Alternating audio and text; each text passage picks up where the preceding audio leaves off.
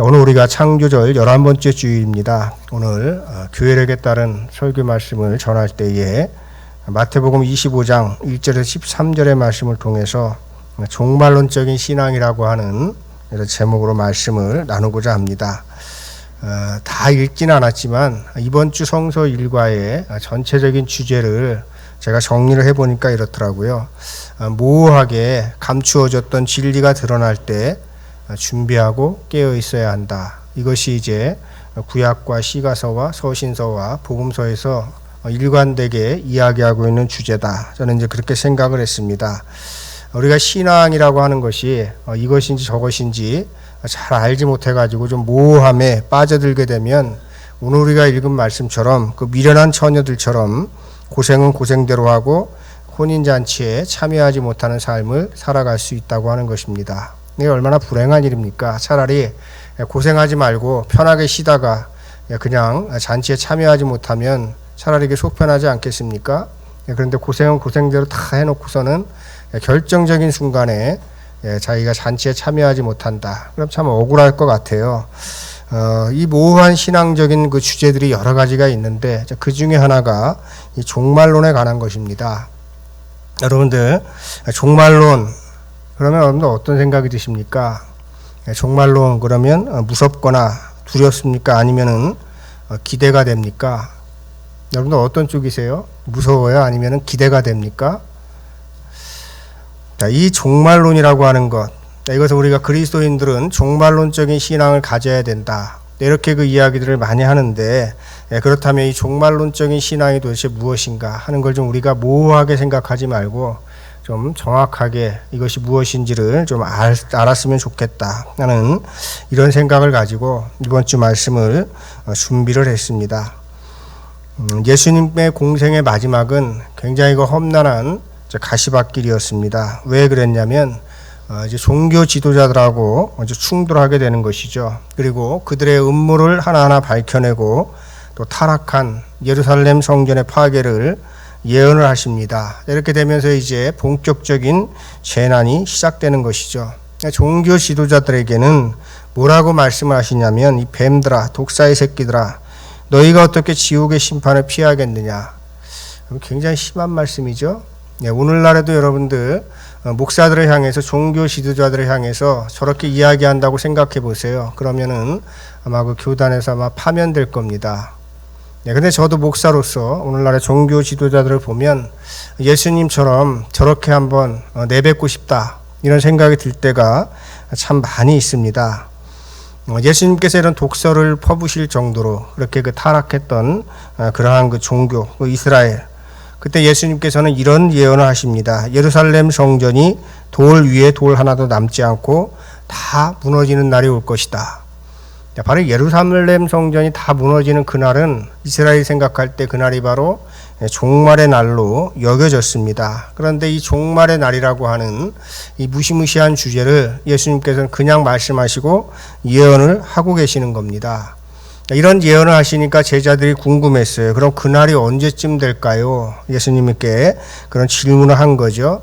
그때 예수님께서는 그때가 언제쯤인지를 알면 그럼 종말을 대비하는 삶을 살아갈 수 있지 않겠느냐. 그런데 그날과 그때는 아버지밖에는 알 수 없다. 이렇게 그 말씀을 하시면서 오늘 우리가 읽은 비유의 말씀을 해주신 겁니다. 이 종말과 관련된 예수님의 비유의 말씀은 이제 4가지가 나오거든요. 그 마태복음에.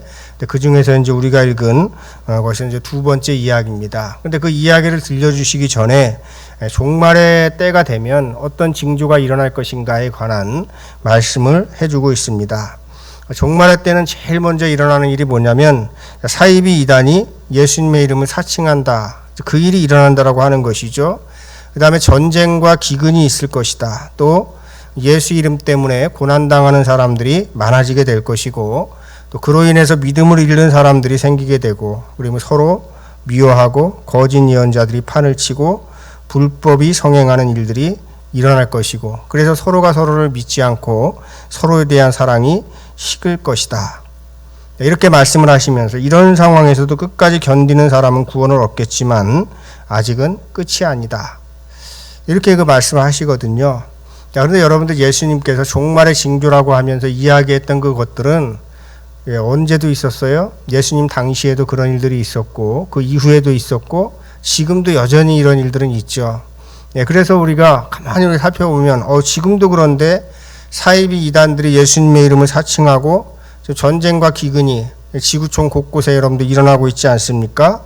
그리고 또 예수님의 이름 때문에 고난당하는 사람들이 있고 또 믿음을 잃어버린 사람들이 많고 또 사람들이 서로 미워하고 거짓 예언자 판치고 불법이 성행하고 또 서로에 대한 사랑이 식은 이런 대한민국을 우리가 목도하고 있지 않습니까? 그러면 지금 종말의 때인가? 이렇게 생각할 수 있겠죠. 그런데 참 아이러니한 일은 예수님 이전에도 이런 일들은 지속되어졌고 그 다음에 예수님 이후에도 이런 징조들이 늘 있었습니다. 그러다 보니까 사람들이 불안한 거예요. 지금이 바로 이 종말의 때에 나타나는 그런 징조들이 나타나고 있는 것이 아닌가. 이렇게 그 생각을 하게 되는 것이죠. 자, 그런데 우리 예수님께서는 이렇게 말씀을 하십니다. 그날은 꼭 오겠지만 그날과 그 시각은 오직 아버지만 아신다. 마태복음 24장 36절에 있는 말씀입니다. 이 말씀이 무슨 말씀입니까? 몇 날 몇 시에 종말이 온다. 자, 이런 식의 유언비어에 넘어가지 말라고 하시는 말씀이에요. 자, 아직은 끝나지 않았어요. 그런 징조들이 있지만 아직은 끝이 아니니까 너희들이 할 일이 있다는 겁니다. 그 할 일이 뭐냐면 바로 깨어 준비하고 있으라. 이렇게 말씀을 하는 거예요. 너희들이 깨어 있어야 된다. 준비하고 있어야 된다. 그 말씀을 하시면서 비유를 4가지를 말씀하시죠. 신실한 종과 신실하지 못한 종에 대한 비유를 말씀하시고 그 다음에 열처녀의 비유를 말씀하시고 달란트의 비유와 최후의 심판 비유로 종말의 때를 너희들이 어떻게 살아가는 것이 합당한 것인가에 관한 말씀을 주는 것이죠. 오늘 우리가 나눈 말씀은 2번째 비유죠. 그래서 아직 끝이 아니다. 아직 끝나지 않았기 때문에 종말의 징조가 보인다고 할지라도 너희가 할 일이 있는데 바로 준비하고 깨어 있어야 되는 때다. 아직까지는 너희에게 기회가 있다. 그 말씀을 주고 있는 것입니다. 자, 그럼 오늘 우리가 열처녀의 비유에 우리가 집중을 좀 해보도록 하겠습니다. 그럼 열처녀는 누구냐라고 하는 것이죠. 열처녀는 우리가 그냥 생각하듯이 신부가 아니고 그냥 신부의 친구들이에요. 그러니까 들러리 쓰는 그런 그 친구들이다. 이렇게 보는 편이 합당하다고 생각을 합니다. 이제 신부의 친구들이 고대 근동의 그 결혼 풍습을 이렇게 살펴보면 어떤 식으로 결혼잔치가 이루어지냐면은 신부의 친구들이 이제 신랑을 맞이합니다. 그리고 신랑이 도착하면 신부의 친구들이 그 신랑을 데리고 신부의 집에 가는 것이죠. 그래서 함께 결혼잔치에 참여해서 축하해주고 또 함께 기쁨을 나누는 일이 바로 열처녀가 해야 되는 그러한 일 중에 하나였습니다. 그런데 그 당시에는 오늘처럼 전기가 많지 않죠. 많지 않은 게 하나 없었죠. 그러다 보니까 이제 주로 혼인잔치는 언제 열리게 됐냐면 보름달이 환하게 뜨는 이런 보름을 기점으로 해가지고 혼인잔치가 많이 열렸습니다. 그래서 혼인잔치가 보름달이 떠 있으면 밤이라도 좀 덜 깜깜하잖아요. 그리고 또 낮에는 그쪽 지방이 굉장히 덥기 때문에 그냥 어둡게 시작하는 오후 정도가 되면 막 해가 질 무렵이 되면 그때쯤 되면 신랑이 도착을 하는 거예요. 보통 그렇다고 하는 것이죠. 그리고 이제 신부 친구들은 등불을 밝히고 신부의 집으로 신랑을 안내하고 함께 혼인잔치에 참여하는 것. 이것이 이제 일반적인 그러한 것이었습니다. 그런데 오늘 비유를 보면 무슨 일이 생긴 것 같아요. 그래가지고 보름달이 떴을 즈음에 왔어야 되는데 그 약속한 날짜를 지키지 못한 것이죠. 그 다음에 이제 어둠이 그냥 어둑어둑할 때 막 이제 찾아올 즈음에 신랑이 왔으면 좋겠는데 그때 온 것이 아니고 한밤중에 신랑이 왔다라고 하는 것이에요. 그러니까 정해진 날짜도 지나갔고 또 한밤중이 되다 보니까 기다림에 지친 처녀들이 졸음을 이기지 못했다라고 하는 것입니다. 우리가 주목해야 될 점이 있습니다. 지혜로운 처녀라고 해서 졸리지 않았다. 이런 이야기를 한 것이 아니고 둘 다 그냥 졸려가지고 잠이 들었다라고 하는 것이죠. 지혜로운 처녀나 지혜롭지 못한 처녀 모두가 다 기다림에 지쳤고 잠이 쏟아졌다고 하는 것이죠. 이것이 여러분들 의미하는 바는 무엇이겠습니까? 우리 하나님을 믿는 사람이라고 해서 별 세계에 살지 않는다라고 하는 그러한 말씀입니다. 우리 신앙인들도 어디에서 살아갑니까? 이 땅에서 살아가고 있는 거죠. 이 땅에서 살아가고 있는 것이에요. 그리고 우리가 이 땅에서 살아가고 있기 때문에 세상 사람들과 같은 한계성을 다 가지고 있는 거예요. 여러분들은 이제 목사를 어떻게 생각하고 계시는지 모르겠지만은, 목사인 저도 여러분들 이 땅에서 발 딛고 살아가죠. 여러분들하고 같은 심정을 가지고 있어요. 물론 이제 제가 목사이기 때문에 뭐 이런저런 그 삶의 어떤 그 규칙들이나 제가 목사로서 이렇게 살아가야 되겠다라고 하는 것들은 있지만은, 세상에서 어떤 살아가면서 우리들에게 필요한 그런 것들은 목사들도 똑같이 필요하겠죠. 여러분들도 그런 거예요. 여러분들이 하나님을 믿지 않는 사람들과 똑같은 세상에서 살아가고 있고, 그 사람들이 필요로 하고 있는 것들을 여러분들도 필요하다고 하는 것이죠. 그래서 이 말씀이 주는 바는 뭐냐면, 그리스도인이라고 해서 인간의 한계밖에 있는 것도 아니고 역사의 현실밖에도 있지 않다라고 하는 것이에요. 그냥 발 딛고 살아가는 그 땅에 있고, 지혜로운 처녀나 슬기로운 처녀나 한밤중이 되었을 때 졸려가지고 잠이 들 수밖에 없었던 것처럼 우리들도 똑같다라고 하는 것이에요. 똑같은 상황 속에 놓여 있다라고 하는 것이죠. 자, 오늘 우리가 읽은 말씀을 보니까 어떻습니까? 신랑의 도착이 늦어지니까 열 처녀가 모두 지쳐가지고 잠이 들어 있었죠. 그런데 이제 갑자기 소리가 들리는 겁니다. 보아라, 신랑이다. 나와서 맞이하여라. 이런 소리가 들리는 겁니다. 자다 말고 이제 깜짝 놀라가지고 처녀들이 등불을 밝히는데, 미련한 처녀들의 등불은 꺼져가는 것이죠. 기름이 떨어져 가고 있는 것입니다. 그런데 야속하게도 슬기로운 처녀들은 기름을 나눠주지 않아요. 이것도 우리들이 좀 잘 생각해 봐야 되겠죠. 열 처녀 똑같이 기다림에 지쳐가지고 잠이 들었어요. 그리고 또 똑같이 외치는 소리에 깨어났습니다. 그런데 여기서 이제 지혜로운 처녀하고 미련한 처녀가 갈리게 되는 것이죠. 뭐 때문에 갈립니까? 기름을 충분히 준비했는가 아닌가에 따라서 슬기로운 처녀가 되기도 하고 미련한 처녀가 되기도 한다라고 하는 것이에요. 어떤 분들은 이 비유의 이야기를 듣고 그렇게 이야기하는 분들이 있어요. 슬기로운 처녀들이 좀 야박한 거 아니냐, 좀 기름 좀 나눠줘가지고 같이 좀 들어가지, 모르는 사이도 아닐 텐데 어떻게 이렇게 야박할 수 있냐, 이렇게 그 이야기도 하지만은, 이 비유에서 이야기하려고 하는 것은 나눔에 있는 것이 아니에요. 이 비유의 초점은 뭐냐면은, 자, 기름 준비를 누가 해야 되냐라고 하는 겁니다. 기름 준비는 누가 해야 돼요? 각자가 해야 되는 겁니다. 기름 준비는 각자의 책임인 거예요. 자, 이것과 마찬가지로 하나님의 나라, 신앙과 관련된 것도 모두가 다 각자의 책임이라고 하는 거예요. 제가 지난주에 하나님과 우리의 1대1의 관계라고 제가 말씀드리지 않았습니까? 자, 신앙생활은 누군가 대신해 줄 수가 없어요. 그리고 또 신앙생활 한다고 했을 때 누구 덕분에 내가 하나님 나라에 들어갈 수 있는 것도 아닙니다. 하나님 덕분에 들어갈 수 있는 것도 아니에요. 네, 하나님 덕분에 들어가죠. 어머니의 신앙이 좋으니까 내가 천국에 들어가는 것도 아니고, 그 다음에 또 목사님의 신앙이 좋으면 내가 천국에 들어갈 수 있는 것도 아닙니다. 내 신앙이 좋아야 하나님 나라에 들어갈 수가 있는 것이죠. 여러분, 이것을 기억을 해야 됩니다. 그래서 이 기름이라고 하는 것이 의미하는 바는 뭐냐면, 신앙은 각자 자기의 몫이라고 하는 것을 상징하고 있다라고 하는 것이에요. 자, 자기 몫이기 때문에, 각자가 해야 되는 것이기 때문에, 자, 기름 준비도 각자가 해야 되는 것이기 때문에 이걸 나눠줄 수가 없는 거예요. 내 신앙이 정말 충만해가지고, 나 요 정도만 가지고도 내가 하나님 나라에 들어갈 수 있으니까 나머지는 너에게 줄게, 이게 안 된다라고 하는 것이죠. 자, 그래서 기름을 나눌 수가 없는 것이죠. 그래서 이 기름은 자기가 준비하는 것이고, 준비했을 때 얼마큼 준비를 해야 되냐면은 남을 만큼 충분히 준비해야 된다고 하는 것이에요. 그러니까 미련한 처녀들도 어느 정도는 준비해 갔죠.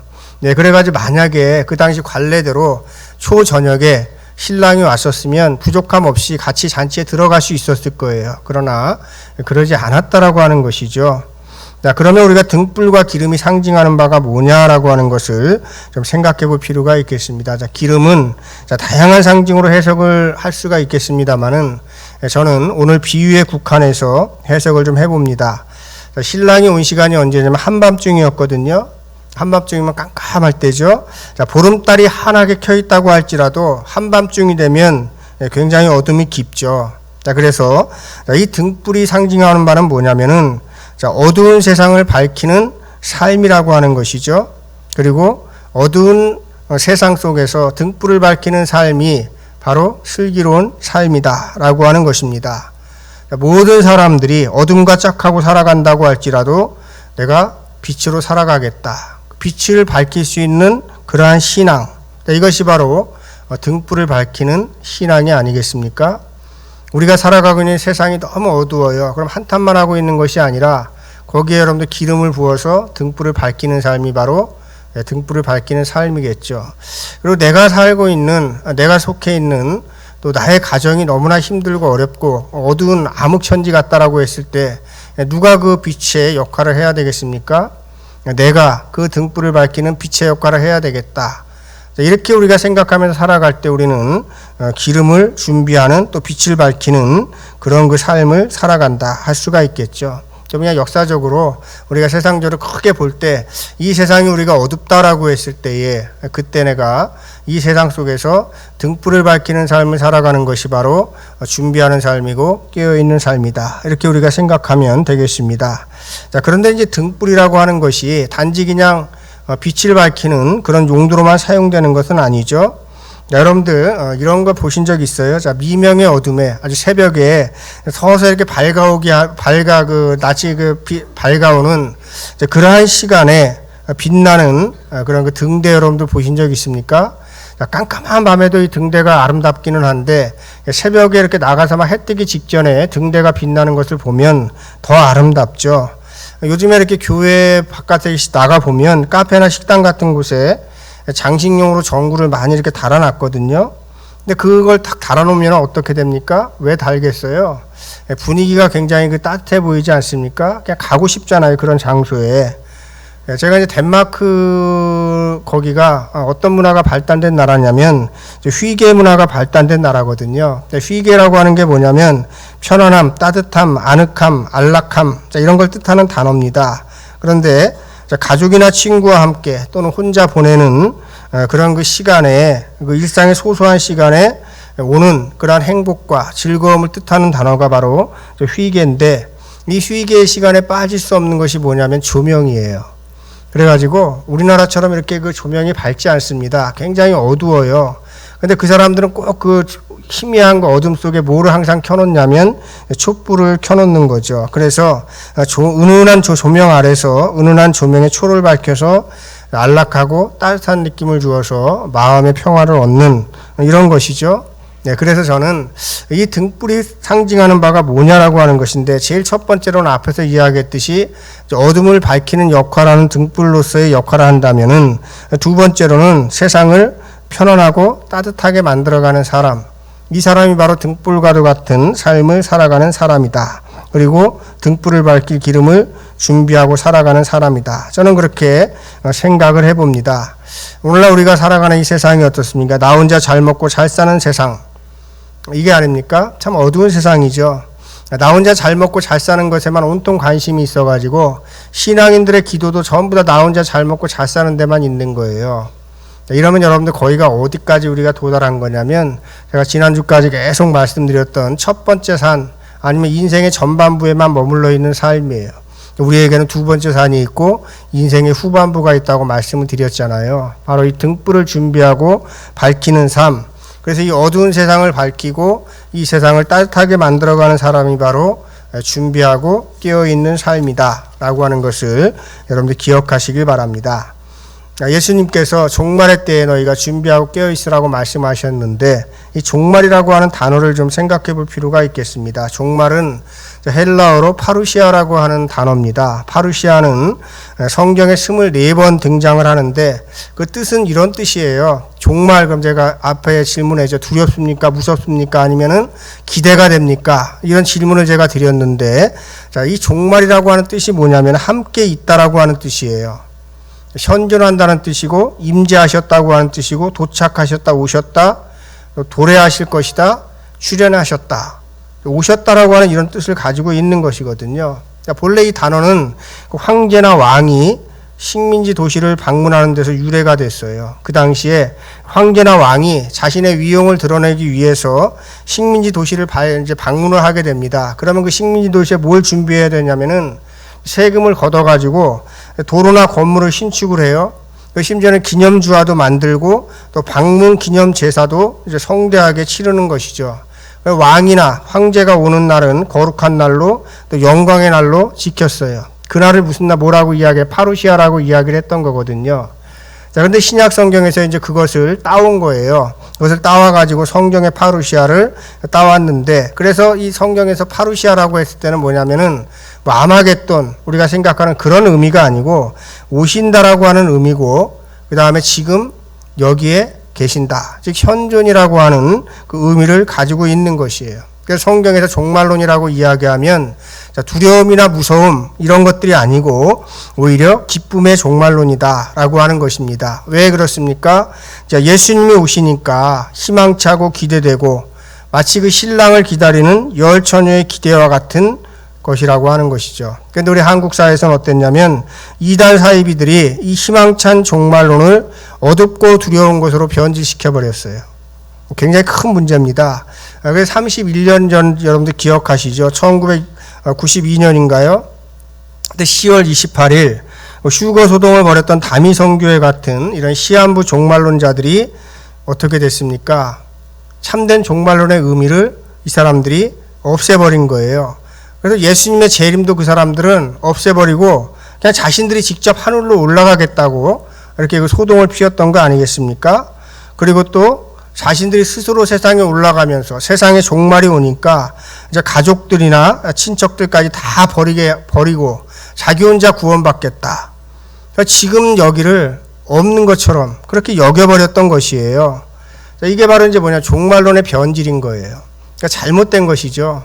네, 그 당시에 여러분들 어떻습니까? 그 당시엔 제가 굉장히 젊을 때였고, 그리고 제가 기억하기로는 우리 여기 옥수동 조 밑에도 그 시한부 종말론자들 모여가지고 집회하는 집회 장소가 있겠죠. 저거 미친 짓이라고 제가 몇 번을 그렇게 강조를 하고 이야기를 해도 거기에 빠져 있는 사람들은 뭐라 그래요? 아, 저놈이 미쳤다. 네, 그렇게 이야기를 하지 않습니까? 근데 그것이 그 다미성교에 속해 있던 사람들만 저에게 그렇게 이야기한 것이 아니고 보통의 교회 다니는 사람들도 제가 저거는 미친 짓이고 저건 사이비 종말론이라고 이야기를 해도 저를 이상한 사람으로 몰아가는 그러한 그 형국이었습니다. 그런데 여러분들 지금도 여러분들 똑같습니다. 보수 교회에서는 어떻게 하냐면 지금도 지금 여기를 다 지워버리고 사후세계만 강조하고 있어요. 교회에서 여러분들 뭐만 강조합니까? 죽어가지고 가는 천국만 강조하고 있는 거 아닙니까? 마치 하나님 나라를 우리가 죽어서 가는 곳으로만 생각하고 지금 여기에서 살아가야 될 그 하나님 나라와 천국에 대해서는 무관심하잖아요. 이게 한국교회 문제라고 하는 것입니다. 참된 종말 신앙, 이것은 천국을 소중하게 생각하죠. 하나님 나라를 소중하게 생각합니다. 그러나 동시에 지금 여기에서 하나님 나라를 이루고 사는 것이 바로 천국 소망을 가지고 사는 신앙인들의 생활이다. 이걸 동시에 강조하는 거거든요. 그래서 종말론은 두려움과 무서움의 종말론이 아니고 지금 여기에 임하는 기쁨과 그 다음에 희망, 마치 그 신랑을 기다리는 열 처녀들이 기대하는 것처럼, 신랑을 기대하는 것처럼 그렇게 믿고 살아가는 것이 바로 종말 신앙이다라고 하는 것을 기억하시길 바랍니다. 자, 그럼 열 처녀의 비유를 다시 한번 묵상해 보겠습니다. 자, 등불을 밝힐 기름은 제가 아까 이야기했죠. 누가 준비한다 그랬어요? 각자 준비하는 것이다. 자, 개인이 하는 것입니다. 자, 그래서 우리가 종말론에 대해서 이야기할 때 꼭 필요한 것이 있는데 개인적인 종말론에 관한 이야기를 우리가 할 수밖에 없거든요. 근데 개인적인 종말론은 뭐냐면은 지금 주님이 나를 부르시면 나는 주님 앞에 기꺼이 갈 것이며 이 종말론적인 부르심은 역사적인 종말과는 상관없이 내게 먼저 임할 수도 있다라고 하는 것이에요. 그러니까 개인의 종말은 역사의 종말하고 또 같을 수가 없죠. 네, 역사의 종말이 아직 오지 않았어도 개인의 종말은 언제든지 올 수가 있는 것이에요. 자, 우리가 이걸 죽음이라고 이야기를 하기도 하죠. 그래서 예수님의 재림이 임하기 전에 내가 먼저 부름을 받을 수가 있어요. 근데 그때가 언제인지 누구도 알지 못한다라고 하는 것이죠. 이게 우리 인간의 어떤 한계고 인간의 비극일지도 모르겠어요. 그래서 어떤 사람들은 내가 언제 죽을 줄 알면 좋겠다. 알면 여러분들 행복할까요? 절대로 행복하지 않습니다. 네, 근데 모르기 때문에 우리가 한계가 있지만은 모르기 때문에 또 우리가 희망을 가지고 살아갈 수가 있는 것인데, 근데 문제는 언제냐? 그날이 언제일지는 아무도 알지 못한다라고 하는 것입니다. 저도 올해 이렇게 보면은 제 동기 목사님들, 후배 목사님들, 또 선배 목사님들을 많이 그분들이 이제 소천하셨는데 그분들 이렇게 보면 전혀 예상하지 못했던 분들이 먼저 가시는 거예요. 정말 건강했던 분들이고 건강에 대해서는 정말 자신만만했던 분들이고 또 그런데 그분들이 순서도 없이 저분은 이제 얼마 안 있으면 곧 하나님의 부르심을 받을 거야. 그랬던 나이 많은 목사님, 원로 목사님들은 쟁쟁한데 젊은 목사들이 이렇게 먼저 막 가는 겁니다. 그런데 저는 그런 상황들을 이렇게 겪으면서 그런 생각을 해본 거예요. 나도 그게 언제 될지는 알 수 없는 거예요. 네, 그러지 않습니까? 우리에게 어떤 일이 어떻게 닥칠지는 아무도 모르는 겁니다. 자, 우리가 세월호 사건이나 이태원 사태 같은 경우도, 참사 같은 경우도 여러분 가만히 생각해 보십시오. 어떻게 보면 개인적인 종말의 시간이었던 거거든요. 그때는 아무도 알 수 없는 거예요. 자, 그래서 그 종말과 역사적인 종말과 또 예수님의 재림과는 다를 수 있다라고 하는 것이죠. 그럼 중요한 게 뭐겠습니까? 그래서 우리가 그날이 언제일지 몰라요. 우리 예배 마치고 집으로 가다가 우리가 어떤 그런 개인적인 종말을 맞이할 수도 있는 겁니다. 심각하게 하면 빠르면 그럴 수도 있는 것이죠. 아니면 오늘 밤에 자다가 그런 우리가 개인적인 종말을 맞이할 수도 있는 거예요. 근데 그 시간이 기쁨의 시간이 되려면 어떻게 해야 되겠습니까? 자, 지금 여기에서 현존하는 삶을 살아야 되는 거예요. 그러니까 지금 내가 여기 살아서 눈뜨고 있다라고 하는 그 사실만으로도 내가 기쁘고 행복하고 충만하게 살아갈 수 있다면 그것이 바로 종말론적인 삶을 살아가는 것입니다. 그것이 바로 깨어있는 삶이고 준비하는 삶이다라고 하는 것이에요. 자, 그런 삶을 살아가는 사람들을 하나님께서는 도와주신다. 여러분들 기억하시기 바랍니다. 지금 내가 살고 있는 지금 현실이 너무 어둠 같아요. 너무 힘들고 너무 어렵지만 그 속에서도 여전히 여러분들은 어떤 생각을 가지고 살아가야 되냐면 아직까지는 끝이 아니다. 왜 아직까지 끝이 아니에요? 아직까지 하나님께서는 준비하고 깨어있는 시간, 기회의 시간을 나에게 주셨다. 그래 나는 이 시간을 어떻게 살아가야 되겠습니까? 한탄하고 절망하고 살아가는 것이 아니고 이 시간을 내가 가장 기쁘게 살아가야 되겠다. 자, 이것이 바로 기름을 준비하는 삶이라고 하는 것이죠. 그래서 오늘날 한국교회에 만연하는 종말론은 예수님이 말씀하시는 종말론과는 다릅니다. 예수님이 신랑처럼 오셔서 현존하시는 것으로서의 종말론, 그리고 지금 오고 계시고 동시에 여기에 계시는 그 예수님, 이것을 우리는 믿어야 되겠죠. 자, 그렇다면 그런 분들은 어떤 삶을 사냐면 그때가 언제일까? 이거 별로 궁금하지 않습니다.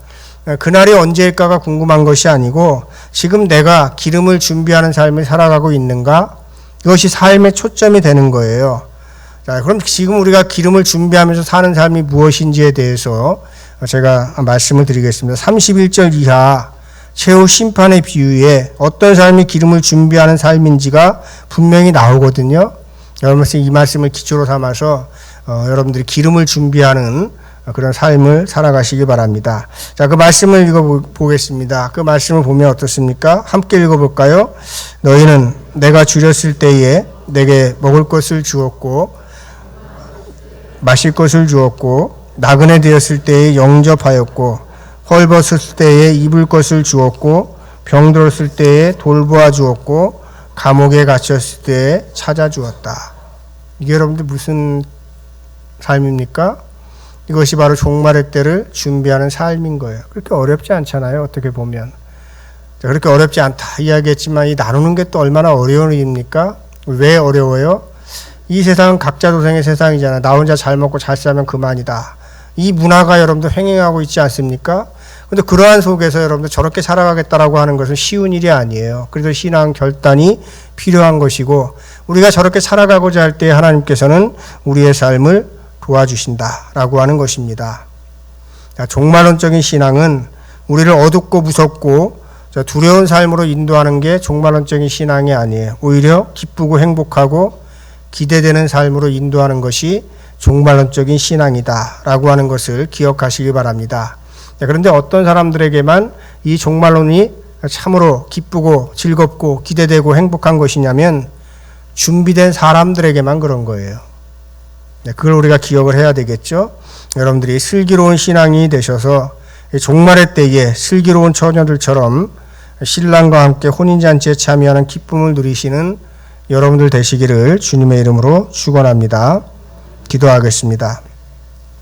처음이요 마지막이신 하나님, 부활의 신비를 믿고 사는 우리들이 올바른 종말론적인 신앙관을 가지고 살게 하옵소서. 지금 여기에 현존하시는 하나님을 만나게 하시고 지금 여기로 오시는 하나님을 기쁨으로 맞이하게 하옵소서.